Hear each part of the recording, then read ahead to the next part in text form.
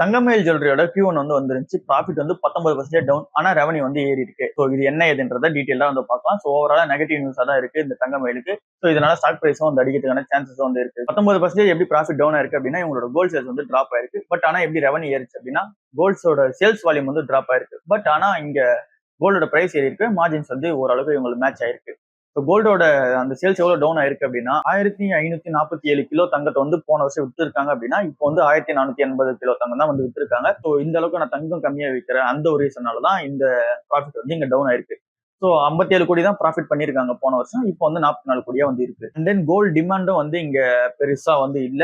ஏற்கனவே விற்கிற sales volume தான் இப்ப வித்துட்டு இருக்கு. கொஞ்சம் கம்மியாவும் இருக்கு. எதனால இந்த கோல்ட் பிரைசஸ் ஏற ரீசன்னால அப்படின்னு சொல்லி தங்கமயில் நிறுவனம் சொல்றாங்க. ஸோ இது எல்லாமே ரெக்கவர் எப்போ ஆகும் அப்படின்னா கோல்ட் பிரைசஸ் ஸ்டெடியா இருக்கணும். இல்ல அப்படின்னா கொஞ்சம் டிராப் ஆகணும். அப்படின்னா தான் இந்த கோல்டு சேல்ஸ் வால்யூம் வந்து எங்களுக்கு ஏறும். இல்ல இது எப்படியே மெயின்டைன் ஆச்சு அப்படின்னா மேபி இந்த சேல்ஸ் வால்யூம் இப்படியே டிராப்பா இருக்கலாம் அப்படின்னு சொல்லிட்டு தங்கமயிலோட நிறுவனம் சொல்றாங்க.